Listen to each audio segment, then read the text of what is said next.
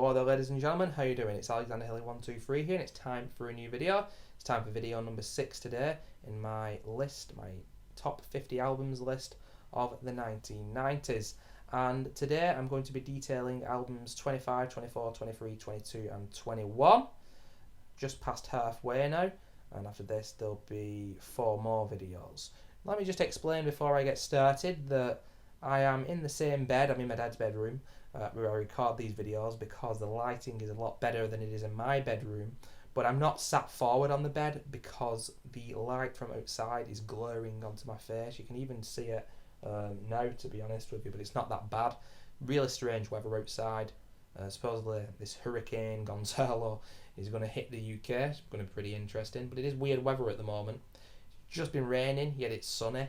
I can see blue skies, yet I can see really dark clouds, a little bit of everything. So that's why I'm sat back. The glare is getting onto my face. I hate that when you never know, which side you're fucking... But anyway, yeah, I'm sitting back, but it looks a little bit weird. It looks like I've got no neck, but I most certainly have, I can assure you. And I'm also resting my laptop on my lap, and it isn't easy, and it's starting to hurt me a little bit, but it'll be right for this video only, because there's not going to be much sun in the next few months here in the UK as we head into winter.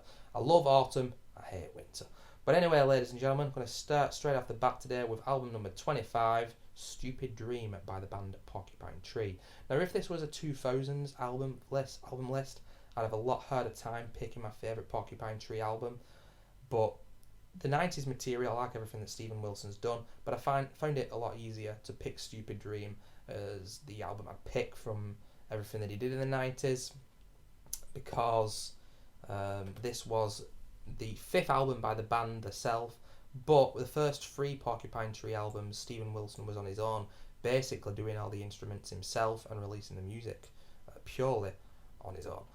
On the Sunday of Life, Up the Downstairs and the Sky Moves Sideways, it was only in 1996 where the album signified that Richard Barberia, Colin Edwin and Chris Maitland joined the band. One album after this, they released Light Bulb Sun, and then In Absentia, where they started to become more metallic and harder sound, and the drummer Gavin Harrison joined the band, an absolutely fantastic drummer, and Chris Maitland left. And I found Porcupine Tree about 2008, Fear of a Blank Planet, Dead Wing, The Incident, great EPs, Porcupine Tree. Steven Wilson has been in Blackfield, No Man. He's released 3 fantastic solo albums as well. He genuinely is one of my favourite musicians ever, and a band who I love dearly. But yeah, Stupid Dream, it's got a poppier side to Porcupine Tree, I'd say, but with tracks like Even Less, you've got Floydian based progressive rock, highly inspired by Floyd. Stranger by the Minute and Pure Narcotic are very poppy and lovely, but done so well. Comes so easily to Steven, he's got great pop sensibilities. But then on tracks like Tinto Brass and Don't Hate Me, there's somewhat of a jazzier vibe as well. There's a few jazzier tracks on this album. It all comes together very well, and it's just a great progressive rock album. Running in at an hour in length, what would you expect from progressive rock? And yes, Stupid Dream, it is Steven Wilson's view of the music industry. While many aspire to be a musician for fame and glamorous lifestyle, he feels it's a stupid dream because it actually leads to a life of hard work and struggle, if he says so. But yeah, that's album number 25, ladies and gentlemen, and my favourite track on the album, Pure Narcotic, absolutely beautiful. The outro to that gives me goosebumps every time. Album 24 now, ladies and gentlemen, and it is the debut album by the sludge stoner metal band Down, and the album NOLA, and that is an abbreviation for New Orleans and Louisiana, where the band are based. This is highly consistent, well written, great riffs, great bass, drums and vocals as well from Phil Anselmo. Album, 56 minutes in length, released in September 1995, and I've always preferred Down to Pantera.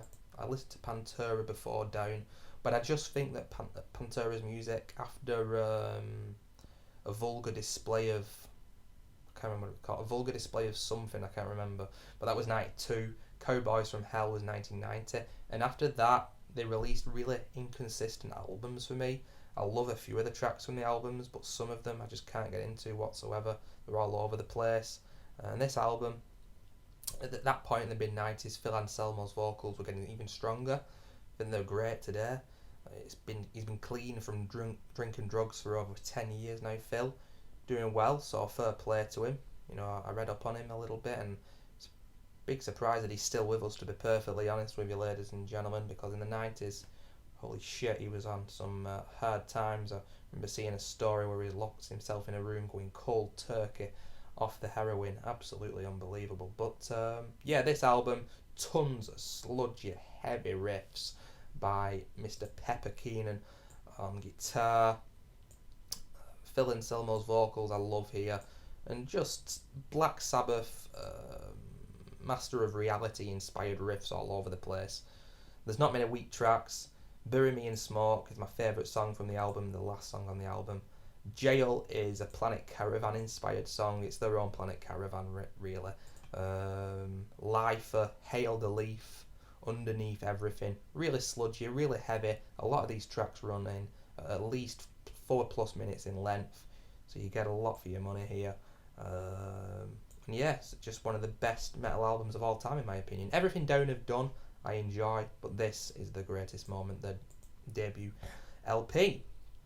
But yes, number 23 now, ladies and gentlemen. I'm trying to not rush through these, but my videos have been getting close to 20 minutes in length for my top 50 albums of the 1990s list so far, so I am aware of that, and I'm going to try and keep this video under 15 minutes if I can, and all the subsequent videos. But now, ladies and gentlemen, it is a grunge album sandwiched between two rap albums. Album number 23 is Liquid Swords by Genius / GZA, or GZA / Genius, whichever you want. And he is a member, or used to be a member, of Wu-Tang Clan. This is his debut solo album, well, actually second album solo, but his first album, no one really cared for it, to be honest. But this is a full-blown masterpiece. It says here on Wikipedia, lyrical references to chess, crime, philosophy, tons of sampling from the Shogun Assassin, a very, very dark atmosphere, running in at 55 minutes in length, released in November 1995. The production on this album is absolutely sensational by RZA, who is the man who produced all the Wu-Tang Clan music. You get guest appearances from the other members of Wu-Tang Clan as well in this album, like Old Dirty Bastard, Master Killer, Inspector Deck, Method Man, but it's GZA who really is always better than the rest, in my opinion. Some of his lyrics are so out there, very interesting. You check them out on rapgenius.com, very intriguing. And I actually believe that this album opens up and closes with the worst songs on the album, my personal opinion. Liquid Swords and Bible, in brackets, basic instructions before leaving Earth. They're a little bit lighter than the other tracks, but in the midst of all that, there's just dark track after dark track, really heavy beats, really grim and urban feel to it all, and I just love it. It is so good. Jewel of the Iron Might, Living in the World Today, Cold World, Fourth Chamber, and then my favourite track from the album, I Got Your Back, but also the Swordsman as well. When a mother fucker steps out his place and gets slapped in his goddamn face. No one swears cooler than GZA, ladies and gentlemen. I can assure you that. And I've only been listening to this album for 9 months or so. Known about it for years, but right off the bat, I liked it. And thing is with this album, when I listen to one track, gotta listen to them all. Very addictive, great album. And if you like rap and hip hop and you never heard this album, I can't recommend it enough. It is very dark. The samples from Shogun Assassin and other such old school martial arts films, a few others as well, are great. A lot of old school tracks are sampled here. Great production from RZA. And it's, for me, one of the best and most consistent rap albums ever made. Brilliant. Now, album number 22, ladies and gentlemen, and it is the debut album. Quite a lot of debut albums today, actually, to be honest. From the grunge band Stone Temple Pilots, and the album Cover. Now, a lot of people might think that this is very high up on the list, and even in the Wikipedia article here it says that the band were criticised for taking too much influence and basically being a rip-off of Soundgarden, Alice in Chains and Pearl Jam. All bands I like a hell of a lot. All bands I absolutely bloody love, but I don't get that. This was released, core, in September 1992, so it would have been very early 1992 that it was recorded. And I'm not having it that Soundgarden, Pearl Jam and Alice in Chains and obviously Nirvana had blown up hugely. Were purely influences. There's a lot of Beatles and Led Zeppelin in Stone Temple Pilots, not just this album but their career. They did a fantastic cover of Dancing Days by Led Zeppelin. I actually prefer it to the Led Zeppelin song. Scott Weiland's vocals are among my favourite music, but on this album especially, they are so strong and gruffly, so passionate and intense. Scott Weiland, unlike Phil Anselmo, who's been clean for over 10 years, I think he's still struggling with the drink and the drugs, still causing problems, which is a shame, but he was kicked out of Stone Temple Pilots a few years ago, and Chester Bennington, would you believe it or not, from Linkin Park replaced him. Very interesting choice. The fans were furious. I've listened to the EP with Chester Bennington, and it's quite cool actually. It's not bad, but it isn't the Stone Temple Pilots we know and love. But even the material from Stone Temple Pilots, which isn't that regarded and critically acclaimed, I like. They've got great pop sensibilities, which you see on the album's Songs from the Vatican, The Tiny Shop of Music, I think it's called. Shangri-La Di Da, yeah, that's the album. Number 4, which is, I'm guessing album number 4, that's why they called it that. I all like those albums, but for me, this first album and the second album, Purple, it's more of a harder hitting sound, and Scott's vocals are basically better on this album because he hadn't ruined it with heroin so much and all the drink and drugs, blah blah blah. But yeah, very, very consistent, opening up with the really hard hitting Dead and Bloated. I think Scott Weiland opens up with saying, what was it? I'm trampled on the sole of another man's shoes because I'm dead and bloated, and then this fucking huge riff comes in, really hypnotic. There's a lot of sexual frustration and tension on this album, especially on the songs Sex Type Thing, Wicked Garden, a lot of sexual imagery. And then there's Sin, where he says, sin makes me strong. You've got Creep, Plush, which everyone knows. I highly recommend listening to the acoustic version of Plush, which I think was on the MTV acoustic sessions back in the day. I remember when MTV actually was about music. Yes, it was. That version of Plush is amazing. I obviously found that from Grand Theft Auto San Andreas.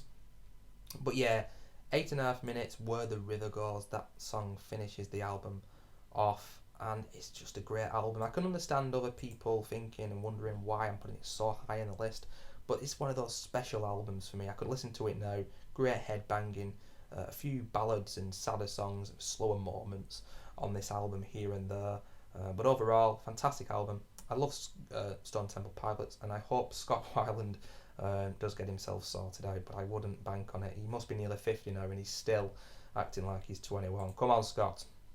But anyway, last album on the list, ladies and gentlemen, I have made this video quite shorter, is this man. What's his name, you ask? Well, he is known as Doom. Sometimes purely Doom, sometimes JJ Doom, sometimes known as Victor Vaughn, sometimes known as a Metal Fingers Doom, MF Doom, and sometimes known as, quite simply, the motherfucking super villain. Ladies and gentlemen, one of my favourite musicians, artists, men, people, persons, humans, whatever, in music, MF Doom, with his solo album Operation Doomsday. This was released in 1999, recorded throughout 97 and 98, and MF Doom, I just don't know where to begin. I first heard MF Doom off November Has Come, a Gorillaz song from the second Gorillaz album, Demon Days. That's my favourite Gorillaz album, that was released in 2005. Such nostalgia, even though it's 9 years old, such nostalgia for that album. But even when I listened to that from the first time, Demon Days, I was like, oh, this rapper's really cool. He's got some really great imagery and wordplay, and he's very intriguing. And that was MF Doom. And it was about a year and a half ago that I thought, you know what, I'll just search him up, and then I found out that he was one half of Mad Villain. I knew that that was one of the most critically acclaimed rap albums of all time, hip hop. A lot of sampling of old school kind of 70s music. And Mad Villain is one of the best albums of all time in my opinion. But when my mum's running the water, I think my tea's nearly ready. I'm going to cut this short. But yeah, if you like rap, ladies and gentlemen, that isn't all about, big booty bitches and all that kind of shit, then I highly recommend MF Doom. But the thing is, he can be that guy. He can be gangster. He can be a bad boy. He can be ghetto. He can be in da hood and cool. But at the same time, he is such an undeniably proud geek, and he's such a lovable character and a strange character, a strange guy. He loves his superhero kids programs from back in the 1960s and 70s. There's sampling of that all over this album. Metal Fingers Doom. He is like an anti-superhero or whatever. It's just all very bizarre. But on this first album as well, he's also got a few songs like Doomsday, where he's actually talking about his own life. He's never really done that since then, and if he has, he's done it through other characters, and it's all been smoke and mirrors, but there's quite a bit of honesty in this album. It's not my favourite from him altogether, but obviously this was released in the 90s. All his other material has been as good as in the 21st century. But yeah, Victor Vaughn, JJ Doom, Danger Doom, there's something for everyone with Doom's music. The mic, gas drawls, which samples, what are they called again? Steely Dan, that's it, Steely Dan sample. Doomsday samples, Saturdays, Something of Love, Kiss of Life, that's it. Absolutely gorgeous. Rhymes Like Dimes, it's straight out of the 80s. It's absolutely a barrel of laughs, great fun. But ladies and gentlemen, I'm going to cut it short here, but Operation Doomsday, MF Doom, gotta check it out, absolutely fantastic. But yes, my sixth video, what's my favourite song from the album actually? Rhymes Like Dimes. In fact, I don't think I spoke about my favourite track from Stone Temple Pilots, but it's all going to be in the drop down menu, guys. But yeah, video number 6 in my top 50 albums list of the 1990s. Please join me next week, ladies and gentlemen, where I'll be detailing albums 2019, 18, 17 and 16. We're getting there now, and after I've done these videos, we'll be back on the video game content. But until then, ladies and gentlemen, I'll see you there.